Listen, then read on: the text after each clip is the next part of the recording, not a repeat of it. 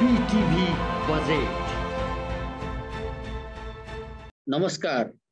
राष्ट्र विकासका लागि आर्थिक बहस यो हो बिजनेस टेलिभिजन र बिजनेस टेलिभिजनको बजेट सम्बन्धी विशेष प्रस्तुति बीटीभी बजेटमा यहाँलाई स्वागत छ। म विनोद त्रिपाठी।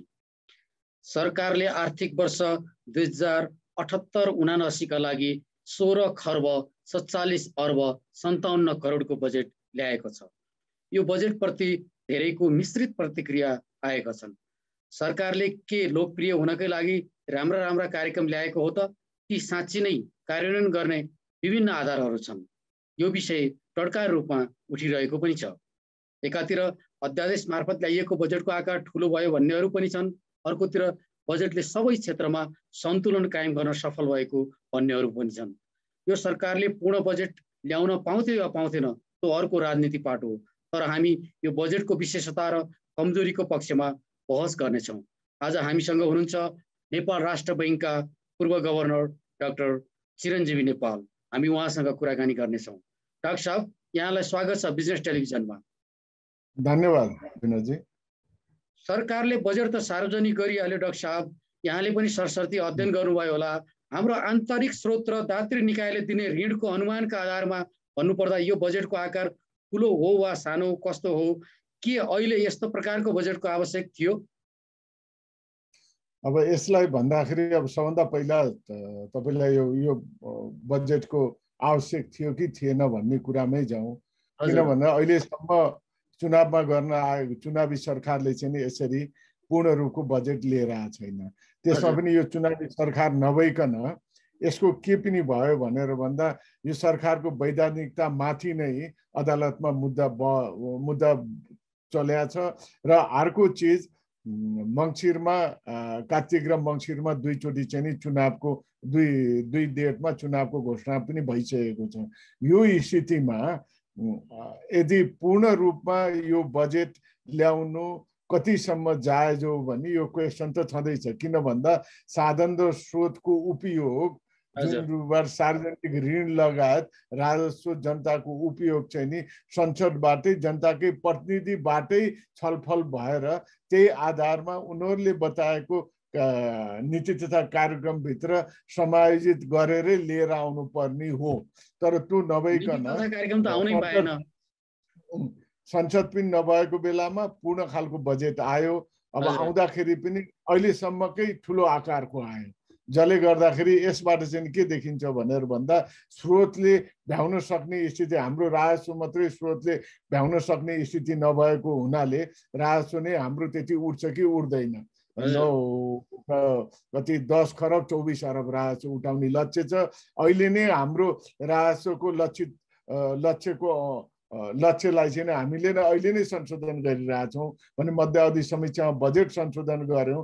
त्यसले गर्दाखेरि 10 खरब 24 अब पुग्नु पर्यो। अर्को त्यो पुगिसकेपछि पनि 5 खरब चान्चुन चाहिँ हामीलाई एक्स्ट्रा चाहिन्छ। त्यो आन्तरिक ऋणबाट र बाह्य ऋणबाट हामी बाह्य ऋणबाट 3 खरब 9 अरब, आन्तरिक ऋणबाट 2 खरब 50 अरब 250 अरब चाहिँ उठाउने र अरू 63 अरब अनुदानबाट भनेर यसरी 16 खरब 47 अरबको बजेट ल्याइएको छ। यो बजेट आफैमा ठुलो छ आकारको, तर यो बजेट पूर्ण रूपमा खर्च हुने स्थितिमा चाहिँ नि किन छैन भने हिजोको दिनमा पनि अब अचम्म भएर खर्च भयो भने आफ्नो ठाउँमा छ। तर हिजोको दिनमा पनि सधैँ संशोधन गर्नु पर्यो। 11 देखि 12 खरबसम्म बजेट कहिले यो 3-4 वर्षको दौरानमा कहिले खर्च भएको चाहिँ नि मलाई आफूलाई थाहा छैन। त्यसकारणले गर्दा राजस्व पनि भने जति उठ्न धेरै नै गाह्रो छ। अहिलेको राजस्व त्यति उठ्नको लागि नर्मल रूपमा व्यापार व्यवसाय चल्नु पर्यो। अहिले कोभिडको तेस्रो लहर, दोस्रो लहर त सिद्ध्या छैन, तेस्रो लहर आउने भन्ने अनुमान गरिरहेको बेलामा सामान्य रूपमा व्यापार व्यवसाय चल्ने र उद्योग धन्दाहरू चल्ने लगायत सामान्य जीवन भयो भने यो अनुमान गरिएको छ, जसले गर्दा त्यही अनुमानको आधारमा 6.5% आर्थिक वृद्धि राखिएको छ। जुन कि अहिलेको स्थितिमा जुन भएको तत्कालीन कोभिडलाई नै हामीले राम्रोसँग नियन्त्रण गर्न नसकेको स्थितिमा यसरी आउँदाखेरि यो ठुलो आकारको बजेट महत्वाकांक्षी बजेट त भन्नै पर्छ। खास गरी चाहिँ यो बजेटप्रति चाहिँ नि अब धेरै मिश्रित प्रतिक्रियाहरू चाहिँ नि सुन्नमा आएको छ। शिक्षा र स्वास्थ्यमा सरकारले ठिकै गरेको छ है, राम्रै गरेको छ भन्ने पनि प्रतिक्रिया छ। शिक्षा र स्वास्थ्यमा विनियोजित बजेटलाई हेर्दाखेरि सरकारले त्यो बजेट फेक्न सक्छ या त्यो कार्यान्वयन गर्न सक्ने क्षमता राख्न सक्छ, के लाग्छ डाक्टर साहब? होइन, यसमा कार्यान्वयनको पछि यसको फरक छ। यो बजेटको अरू सरकार जस्तो यो भएन, किन ओनरसिप कसले लिने भन्ने हुन्छ। अब किन भन्दा पहिला पो त पार्लियामेन्टमा छलफल भएर पार्लियामेन्टमा नीति तथा कार्यक्रम भित्रै छलफल भएर परिमार्जित भएर बजेट पनि आएपछि छलफल भएर बल्ल कार्यान्वयनमा जान्थ्यो। अहिले सिधै सरकारले पूर्ण रूपमा बजेट ल्याएको हुनाले यो कार्यान्वयन हुने स्थितिमा, किन भनेर भन्दा प्रश्न चिन्ह कहाँ छ भन्दा अदालतमा सरकारको वैधानिकता, अदालतको निर्णय के गरी फरक आयो भने के हुन्छ यो बजेटको स्थिति, अर्कोले के गर्छ, अर्को सरकार आयो भने ल अदालतमा एक किसिमले अदालतमा त्यो भएन अरे, फेरि 6 महिनापछिको चुनावपछि नयाँ आउने बित्तिकै के गर्छ त्यसले गर्दा त्यसमा पनि क्वेसन छ। दुईटा त महत्त्वपूर्ण कुराहरू त्यसमा पनि। अर्को बाह्य ऋण लिने बेलामा अन्तर्राष्ट्रिय जाति निकायहरूमा हामी मात्रै कोभिडबाट आक्रान्त त होइन, संसार छ। जाति निकाय लगायत दाताहरूले दिन सक्ने भयो र संसद पुनर्स्थापना भए पछाडि बजेटको विषयमा फेरि गृह कार्य हुने हो कि भन्ने जुन आशंका गर्नुभयो, त्यो एउटा राजनीति पाटोलाई हामीलाई छोडेर हेर्दा ठ्याक्कै यो बजेटलाई चाहिँ हामीले चाहिँ विश्लेषण गर्ने हो भने व्यवहार त अहिले आएको बजेटलाई हामीले चाहिँ कुन रूपमा कार्यान्वयन गर्न सक्छौँ, वा चाहिँ उही अघिल्ला वर्षहरू जस्तै विकास बजेट थाँतिरहने यस्तै प्रकारको भएर जान्छ, वा साँच्चै नै यो बजेट चाहिँ नि व्यवहारिक रूपमा चाहिँ नि राम्रो देखिन्छ, के लाग्छ यहाँलाई? होइन विनोदजी, यसलाई के भनौँ भन्दा तपाईँको बजेटलाई यो त राजनीतिक आर्थिक दस्तावेज हो, यसलाई राजनीतिक पर राख्नै मिल्दैन। राजनीतिक क्रियाकलापले यसलाई असर गर्छ, यो अरू जस्तो भएन, मौद्रिक नीतिलाई नगर्ला तर यसलाई सिधै असर गर्छ। किनभने यो कुनै पनि पार्टीले राज्य सञ्चालन गर्दाखेरि जनतामा यो गर्छु भनेर आउने भाव हुनाले राजनीतिक भोलि तलमाथि हुने बित्तिकै असर गर्छ। खैर तपाईँले भने जस्तै असर भएन रे, ल यो चिजहरू सामान्य रूपमा गयो अरे। सामान्य रूपमा के भन्दा भोलि कोरोना पनि एकदम साम्य भयो, 1 महिनापछि कोही भएन, व्यापार व्यवसाय राम्रोसँग चल्न थाल्यो, सबै चिजहरू भने सामान्य रूपमा यसले नै 1 वर्षसम्म कन्टिन्यू गरेर अहिलेकै वर्तमान सरकारले अनुमान गरौँ न गर्दाखेरि चाहिँ के हुन्छ भनेर भन्दा नेपालको सन्दर्भमा पुँजीगत खर्च हुन गाह्रो छ। अहिले पनि पोहोर सालको पुँजीगत खर्च अहिले पनि 37-38% भन्दा बढी भएको छैन। यो अब 1-1.5 महिना बाँकी छ नयाँ उसोलाई। पुँजीगत खर्च साधारण खर्च होला, तै पनि संशोधन गर्नु पर्यो। 12-13 खरब चान्चुन हामीले संशोधन गरेर यो वर्षको बजेटलाई यो अहिले गत वर्षको बजेटलाई राखेका छौँ।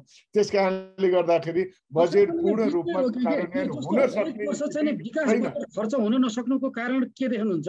यो त कारण चाहिँ विषय छ, कहिले पनि भएन यो धेरै चिजहरू। म पनि अर्थ मन्त्रालयको प्रमुख सल्लाहकार भएर बसेँ भने 8-9 वर्ष अगाडि, 9 वर्ष अगाडि। त्यति बेला पनि हामीले धेरै उपायहरू गर्यौँ जसले गर्दाखेरि भनौँ न एक किसिमले कि विकास बजेटलाई यो पुँजीगत खर्चलाई गर्न मन्त्रालयलाई जिम्मेवारदेखि लिएर तुरुन्त बजेट पास हुने बित्तिकै साउन 1 गते नै अख्तियारी दिने भन्नेदेखि लिएर अनुगमन पनि अर्थ मन्त्रालय अनुगमन, प्रधानमन्त्री कार्यालयको अनुगमन, सम्बन्धित मन्त्रालयको अनुगमन गरेर अनुगमन पनि गर्दै के छ भनेर भन्दा पनि यो स्थिति चाहिँ नि पुँजीगत खर्च चाहिँ नि भने अनुसार राखे अनुसार हुन सकेन र अहिलेसम्म पनि सकेका छैन। अहिले त प्रधानमन्त्रीजीले चाहिँ नि रातो पहेँलो हरियो बत्ती नै बाल्ने भन्नुभयो 1.5-2 वर्ष अगाडि कि यो के छ प्रोजेक्टको आधार, कार्यान्वयनको स्तर के छ भन्दै, राम्रो नराम्रो भनेर त्यसरी छुट्याउने त्यो गर्ने भनेर।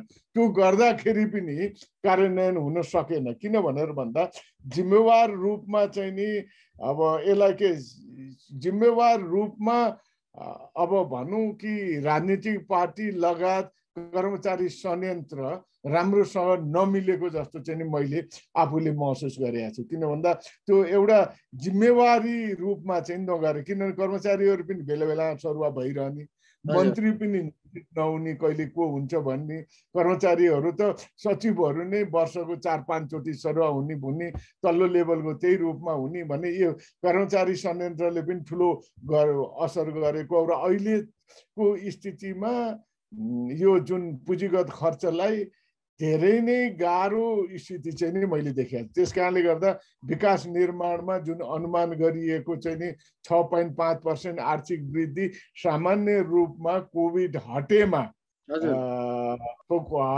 व्यापार व्यवसाय चलेमा यो स्थितिमा चाहिँ नि आर्थिक वृद्धि चाहिँ नि च्यालेन्ज भए पनि केही हदसम्म चाहिँ 4-5% सम्ममा जान सक्ने होला। तर कोभिडको तेस्रो लहर आउने भन्ने अनुमान गरिएको छ। अहिले आइसक्यो भन्ने भइसक्यो। भेरिएन्ट तपाईँले पनि हेरिसक्नु भयो होला न्युजमा, किन भियतनाममा 2टा चाहिँ नि भेरिएन्ट मिल्ने नयाँ चाहिँ नि भाइरस देखिएको छ भनेर। त्यस कारणले गर्दा जुन हावैबाट सर्ने भने त्यो स्थिति आयो भने के गर्ने भने यी चाहिँ नि अनुमान होइन, देखिएकै कुराहरू, जसले गर्दाखेरि यो बजेटको आकार ठुलो, यो बजेटको आकार ठुलो, तर कार्यान्वयन गर्न पनि चुनौती, र भएको हामीले राखेको पैसा पनि पूर्ण रूपमा खर्च गर्न सक्ने स्थितिमा चाहिँ नि हामी अहिले भए जस्तो चाहिँ नि मलाई लाग्दैन। डाक्टर हाम्रो संहिताको अभ्यास पनि नयाँ नयाँ छ। संहिताको स्वरूपमा चाहिँ नि लगेर बजेट विनियोजन पनि सरकारले गरिसकेको छ। यो वर्ष मात्रै चाहिँ नि संहितातर्फ चाहिँ नि एउटा प्रदेश र स्थानीय तहमा रहेर पनि एउटा चालु खर्चलाई अलिकति अलग ढङ्गले चाहिँ नि सरकारले लगेको छ। अब अहिलेकै बजेटको कुरा गर्ने हो भने पनि चालुतर्फ 6 खर्ब 78 अर्ब र 61 करोड रुपियाँ विनियोजन गरेको छ। पुँजीगततर्फ चाहिँ 3 खर्ब 47 अर्ब 26 करोड विनियोजन गरेको छ। प्रदेश र स्थानीय तहमा यो रूपमा चाहिँ जुन खर्च विनियोजन भइरहेको अवस्था छ, यसले हाम्रो विकासको मापदण्डलाई साँच्चै नै अग्रगति दिएला वा चाहिँ यो अनुत्पादक काममा मात्रै खर्च होला, के देख्नु भएको छ डाक्टर? होइन, यो प्रदेशमा र उसमा स्थानीय तहको खर्च त अत्यन्त राम्रोसँग नभए जस्तो लाग्छ मलाई। गर्नै सकिरहेको छैन स्थानीय तह र प्रदेशमा, जसले गर्दाखेरि तपाईँले त्यो भन्नुभयो कति कुराहरू यो बजेटमा अहिले राम्रो गरेको पनि छ र कति कुराहरू स्थानीय तह र प्रदेशले गर्ने कुरा पनि सङ्घीय सरकारले राखेर ल्याएको छ यो बजेटमा।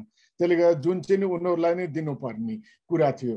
त्यसले गर्दाखेरि स्थानीय सरकारमा बजेट जाँदाखेरि पनि स्थानीय र प्रदेशको सरकार चाहिँ नि सँगमै निर्भरता भएको जस्तो देखियो चाहिँ मैले यो बेलामा देखिएको हुनाले भनौँ, जसले गर्दाखेरि खर्च गर्न नसक्ने, पुँजीगत खर्च नहुनु, अनि कार्यक्रमहरूमा चाहिँ नि एउटा सङ्घको कार्यक्रम र प्रदेशको कार्यक्रम उस्तै हुनु, जसले कार्यान्वयनमा समस्या, स्थानीय स्तर र प्रदेशको कार्यक्रममा समस्या। त्यसले गर्दाखेरि चाहिँ नि यो छुट्याउँदाखेरि पनि एउटा मापदण्ड नराखिकन र यो कार्यक्रम तिमीले नगरे हुन्छ भन्ने स्थितिमा ठुला आयोजना लगायतका कुराहरूलाई चाहिँ नि सङ्घले गर्ने, जसले गर्दाखेरि त्यो गर्नु पर्यो भने पनि प्रदेशमा सङ्घ र प्रदेशको चाहिँ नि मिलेर गर्दाखेरि र सङ्घ र प्रदेशले यसमा चाहिँ नि सहकारी गर्दा हुने हो। तर त्यो नभइकन आयोजनाहरूको पनि एक किसिमले डुप्लिकेसन गर्ने, कार्यक्रमहरूको डुप्लिकेसन, र अर्को चिज के छ भन्दा प्रदेश र स्थानीयमा त यो पुँजीगत खर्च चाहिँ नि हुँदै नहुने चाहिँ नि यो रोगै भएको छ। त्यसले गर्दाखेरि हाम्रो सोच के थियो संहिताको भन्दा बजेट स्थानीय रूपमा जाँदा स्थानीय तहमा आफ्नै तरिकाले राम्रोसँग यसको विकास निर्माणमा जनतालाई सहभागी गराएर गरोस्, जसले गर्दा माथि हेर्न नपरोस्। प्रदेशमा पनि प्रदेश स्तरमा चाहिँ विकास निर्माण चाहिँ नि आफ्नै तरिकाले गरोस्, केन्द्रमा हेर्न नपरोस् भन्ने सोच हो, जसले स्वतन्त्र रूपमा मितव्ययी भएर गर्ने भन्ने हो। त्यो मितव्ययिता त छँदै छैन, आर्थिक मितव्ययिता र अर्को आर्थिक अनुशासन पनि प्रदेशमा छैन। अब उसमा स्थानीय निकायमा पनि छैन। स्थानीय निकायमा कतिसम्म भन्दा यो पोहोर साल चाहिँ 8वटा गाउँ विकास समितिले बजेटै निकालेनन् भनिसकेपछि यो खालको तरिकाले एक किसिमले अनुशासनविहीन भएर स्रोत र साधन जुन चाहिँ नि जनताले आफ्नो तरिकाले भनौँ न राजस्व उठाएको पैसा, ऋण लिएको पैसालाई यो तरिकाले खर्च गर्न दिँदाखेरि भोलि चाहिँ नि यसको नराम्रो परिपाटी बढ्छ, परिपाटी बस्छ र जसले गर्दाखेरि सही ठाउँमा खर्च गर्नु पर्नेमा गलत ठाउँमा खर्च हुन जान्छ। बीटीभी बजेट। बीटीभी बजेट। यो बजेटले चाहिँ नि सरकारले खास गरी चाहिँ प्रधानमन्त्री रोजगार कार्यक्रमलाई नि प्राथमिकता दिएको छ। 12 अर्ब भन्दा बढी चाहिँ नि रकम विनियोजन गरेको छ। यो प्रधानमन्त्री रोजगार कार्यक्रमलाई प्रति यहाँको के धारणा छ? अब गत वर्ष आलोचना पनि भएको, यो साँच्चै चाहिँ उपलब्धिमूलक भएर जाला यो कार्यक्रम? होइन, यो कार्यक्रम के छ भन्दा योभन्दा अगाडि पनि प्रधानमन्त्री रोजगार कार्यक्रम होइन एक किसिमले भन्दाखेरि नाम राम्रो छ, जस्तै राष्ट्रपति चुरे भावर भन्ने त पनि राम्रै छ, नराम्रो त्यहाँ काम गर्ने तरिका, त्यहाँबाट रोजगारी सृजना गर्ने स्थितिमा पोहोर साल पनि थियो, यो प्रार साल पनि थियो प्रधानमन्त्री रोजगार कार्यक्रम। जुन रोजगार कार्यक्रम अनुसार त्यहाँ धेरै कुराहरू पनि आए। प्रधानमन्त्री रोजगार कार्यक्रमको पैसा चाहिँ नि त्यति राम्रोसँग यसको चाहिँ उपयोग भएन, रोजगार जसले पाउनु पर्थ्यो पाएनन् भन्ने क्वेसन चाहिँ उठ्यो। यो क्वेसन चाहिँ भोलिको दिनमा पनि नउठ्ला भन्ने छैन।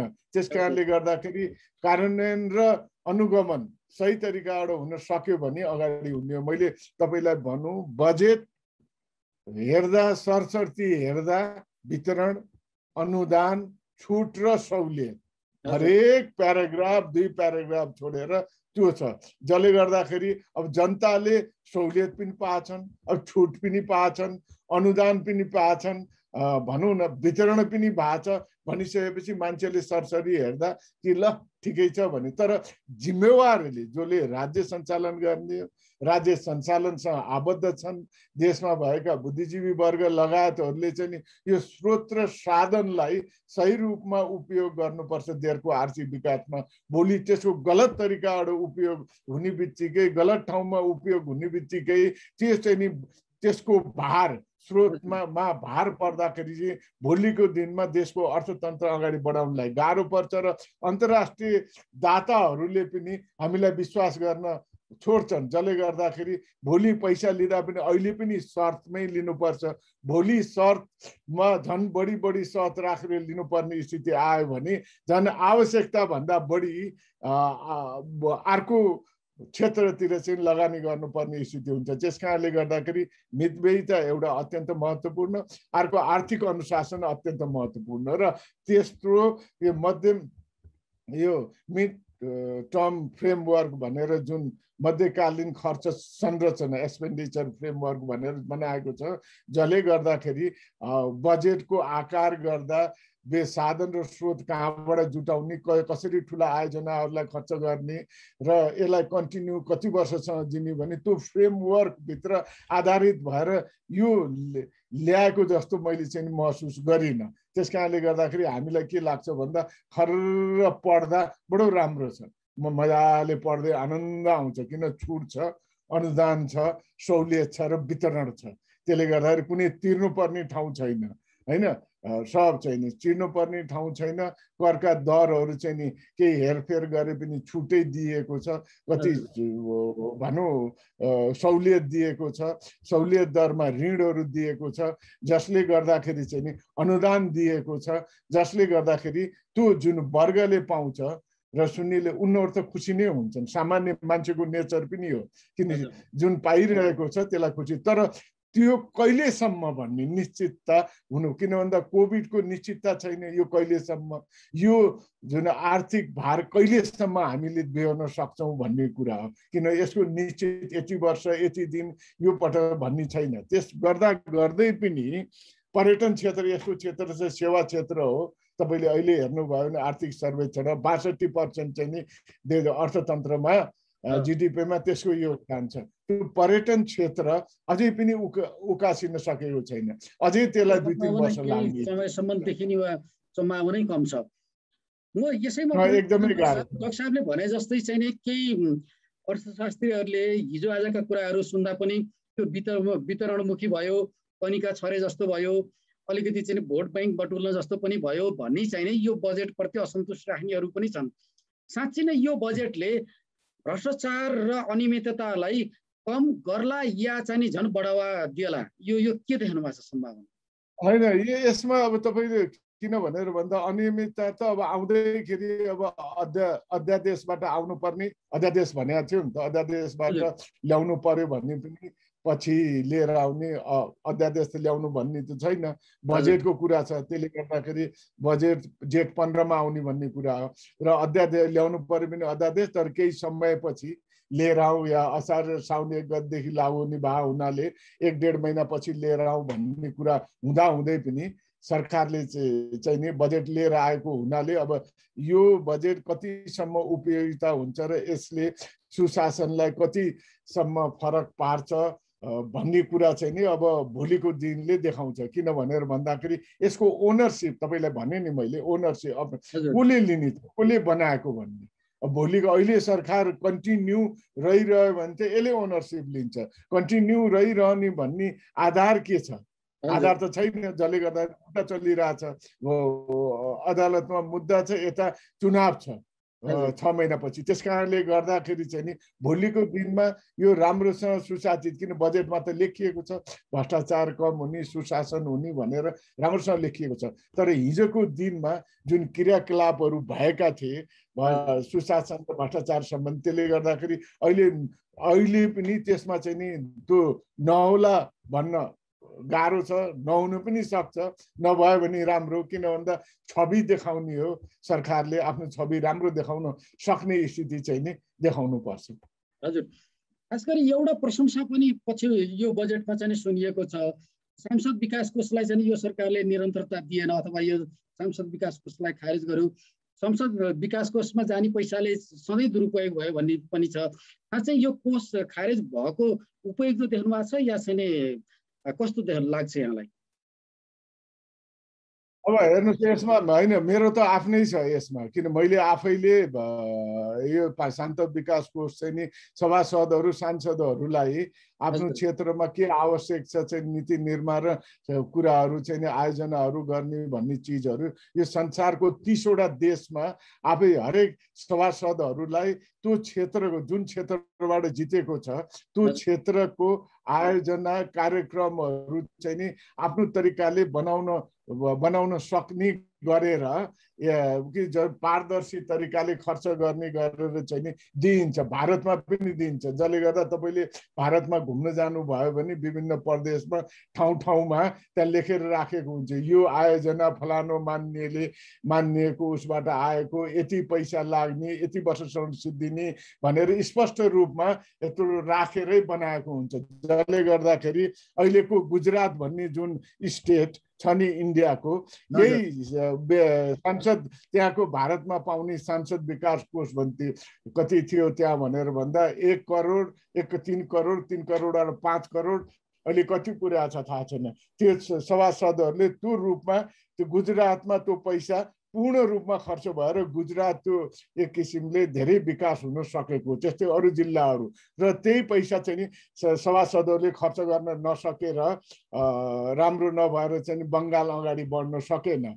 जसले गर्दाखेरि बङ्गालमा पनि थियो त्यो पश्चिम बङ्गालमा। त्यस कारणले गर्दाखेरि धेरै देश, केन्यादेखि लिएर धेरै देशहरू छ, धेरै देशहरूमा चाहिँ नि यो विकास कोष किन त्यति बेला कुरो उठेको थियो, आजभन्दा 5-6 वर्ष अगाडि यो कुरो नउठेको होइन। मैले चाहिँ नि संसद विकास एउटा मापदण्ड बनाऊँ, पारदर्शी बनाऊँ, सभासदहरूलाई पैसा खल्तीमा दिने होइन, तीको स्थानीय प्रतिनिधि र चाहिँ नि एउटा सरकारी संयन्त्र राखेर ती स्थानीय तहमा चाहिने जति चाहिँ आयोजनाहरू उसले आफ्नो क्षेत्रमा जनताको लागि गर्न सकोस्।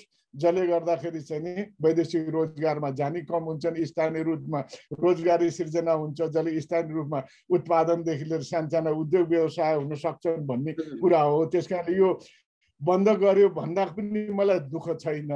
ल्याएको थियो भन्दा त्यति बेला ठिकै पनि लाग्थ्यो र अरू देशहरूमा भइ पनि रहेछ। सायद नेपालमा मात्रै होला यसको विरोध गरे। किन विरोध भयो भनेर भन्दाखेरि किन जो सभासद जितेर जान्छ उसले अब त्यो युज गरेर पाएर ऊ कन्टिन्यू सभासद भइरहन्छ भन्ने हुन्छ अर्कोले। त्यसले अरूले विरोध गर्ने भयो। र अर्को चिज के हुने भयो भने जो पढे लेखेका हामी जस्ताले ओहो सभासदले यति पैसा पाएर आफ्नो तरिकाले खर्च गर्ने, कहाँ पाउँछ यो जनताको पैसा त्यसरी मन परि भनेर हामी जस्ताले भन्ने भयो। ल हाम्रो त चान्सै नआउने भयो भनेर बुद्धिजीवीहरूले पनि यो हुँदैन, हाम्रो देशमा गाह्रो हुन्छ भनेर भने यो चाहिँ नि के हो भनेर भन्दाखेरि जनताको पैसा जनतामै सिधै जाँदाखेरि चाहिँ के फरक हुन्थ्यो र। तर उहाँले गर्नुभयो। अब किनभने साह्रै विरोध बाहिरबाट आएको थियो, एउटा जमातको ठुलो विरोध भएको हुनाले भयो, खारेज भयो। त्यसमा मलाई के दुःख हुने हो र। तर सभासदहरूको एक किसिमले अब उनीहरूको आफ्नो तरिकाले होइन अब पूर्ण रूपमा चाहिँ देशको नीति अब भनाइ के छ भन्दा जसले नीति नियमहरू बनाएर चाहिँ कार्यान्वयन गर्नुपर्ने, कानुन बनाएर कार्यान्वयन गर्नुपर्ने आफै आयोजना बनाउने हो र भनेर चाहिँ त्यो क्वेसन उठाएको हुनाले त्यो क्वेसनले गर्दाखेरि उहाँहरूलाई गाह्रो भयो। अरू देशमा ती भारत छिमेकी देशमा चाहिँ नि पाइरहेछ, गरिरहेछन् सभासदहरूले होइन, आयोजना भइरहेछ, गरिरहेछ, हामीले देखिरहेछौँ। अब यहाँ नहुँदाखेरि अब भोलिको दिनमा कसरी कुन रूपबाट जान्छ हेरौँ। यो बजेटले चाहिँ नि यो राष्ट्रिय गौरवका आयोजना, ठुला विकास निर्माणका आयोजनाहरू यो सङ्कटमा पनि समाधान गर्ने कुनै चाहिँ नि सङ्केत देख्नु भएको छ? खास गरी यो वर्ष त अब स्वास्थ्य सङ्कटै भएर जाला सम्भवतः। तै पनि ठुला राष्ट्रिय गौरवका आयोजना, ठुला विकासका आयोजनाहरूलाई पनि सँगसँगै लैजाने चाहिँ नि सोचका साथ यो बजेट आएको देख्नु भएको छैन? होइन, यो बजेटले ठुला आयोजनाहरूलाई त बन्द गरेका छैन, कन्टिन्यू नै छ। उसलाई राख्ने पैसा थोरै बढी केही राखेका होला, राखेको छ, तर कन्टिन्युएसन छ त्यो। किनभने बिस्तारै जाला, किनभने कोभिडले गर्दाखेरि अब कति कार्यक्रमहरू चल्दा पनि चल्दैन, चल्या पनि छैन होइन। त्यसले गर्दाखेरि त्यसले गर्दा तपाईँ ठुला आयोजनाहरूमा यसले नकारेको पनि छैन। यसले नयाँ आयोजनाहरू जुन डिपिआर नगरेका कति आयोजनाहरू थाहा भन्यो भने जुन रूपमा आएको छ कति कार्यक्रमहरू त्यो चाहिँ नि नआइदिया भए हुन्थ्यो। किन भन्दा भोलि कार्यान्वयन नहुने स्थिति हुन्छ। शङ्काको दृष्टिकोणमा भयो नि, शङ्का भयो नि, पैसा दिएको छ, हरेक समुदायलाई छोएको छ, हरेक क्षेत्रमा पैसा हालेको छ, भोलि उपयोग भएन भने त त्यो रकमान्तर हुन्छ, रकमान्तर गर्नुपर्ने हुन्छ र गलत ठाउँमा त्यो पैसाको स्रोतको उपयोग हुन्छ। स्रोतको खाँचो भएको बेलामा गलत तरिकामा चाहिँ आयोजनाहरू क्षेत्रहरू राखेर खर्च नगरेर अर्को ठाउँमा सार्दा त्यसले राम्रो म्यासेज चाहिँ नि दिँदैन। अब अन्तिममा डाक्टर साहब मैले एउटा प्रश्न गरेँ, जस्तो यो कोरोना महामारीले त दात्री निकायदेखि लिएर विभिन्न मुलुकहरू नि धेरै आर्थिक गन्जागोल अथवा त्यहाँ पनि पीडाएको खालको छ र जुन रूपमा नेपाल जस्ता भनौँ न अति कम विकसित मुलुकहरूलाई आउने सकेको सम्भवतः कटौती होला। के लाग्न सक्छ कि नेपालले अपेक्षा गरे अनुसारको ऋण र अनुदान चाहिँ यो वर्ष कुन रूपमा हुन सक्छ देख्नु भएको छ? होइन, अनुदान गाह्रो पर्ला, अनुदान पनि ऋण, किन भन्दा अनुदान पनि हामीले अपेक्षा गरे धेरै गऱ्यो, 37-38 अरब मात्रै आयो यो पटक सायद। त्यसले गर्दा अब ऋण पनि हामीले अनुमान गरेर 200 अरब भन्दा 100 कति अरब चान्चुन मात्रै आछ। त्यसले गर्दाखेरि 309 अरबको ऋणलाई चाहिँ नि अब के शर्त, कडा शर्त राखेर पाउन पनि सकिन्छ, तर पाउने चान्सेस चाहिँ नि गाह्रो हुन्छ। तर नपाए पनि केही फरक पर्दैन, किन भन्दा हामीले खर्च गर्नै सक्दैनौँ, नसक्ने भाव हुनाले। किन यो बजेट फेरि पनि संशोधन गर्नुपर्ने हुन्छ। तर एउटा किसिमले मान्नुहोस् भन्दा जति गरेर यदि सामान्य स्थितिमा अर्थतन्त्र जान सक्यो भने त निजी क्षेत्रको योगदान करिब 80% छ। यो त क्यापिटल फर्मेसन मात्रै हो, पुँजी निर्माणको लागि आएको हो यो बजेट। त्यसले गर्दाखेरि यो बजेटको पुँजी निर्माण जुन सरकारी बजेटबाट हुन आएको छ, यो पुँजी निर्माणले चाहिँ नि अब 80% चाहिँ नि निजी क्षेत्रको जुन पुँजीलाई चाहिँ नि भाइब्रेट गरेर आर्थिक क्रियाकलाप बढाउने हो। अब निजी क्षेत्रले यसलाई कुन रूपबाट हेरेको छ र भोलि कोरोनाले कसरी अर्थतन्त्रलाई अझै अप्ठ्यारो पार्छ कि सहज पार्छ त्यो हेर्न त अझै बाँकी नै छ। र समग्रमा तपाईँलाई भन्दाखेरि त अझै के अरे बजेट आएको छ, सबै क्षेत्रलाई छोएर आएको छ, कोभिडलाई विशेष रूपमा छोएको छ, स्वास्थ्य क्षेत्रलाई धेरै एड्रेस गर्छ धेरै पछि। त्यसले गर्दाखेरि त्यो क्षेत्र हेर्ने हो भने त त्यो आधारले त नराम्रो भन्न सकिँदैन यो बजेटलाई। डाक्टर साहब, हामीलाई समय उपलब्ध गराउनु हो, यहाँलाई धेरै धेरै धन्यवाद छ। धन्यवाद। BTV budget.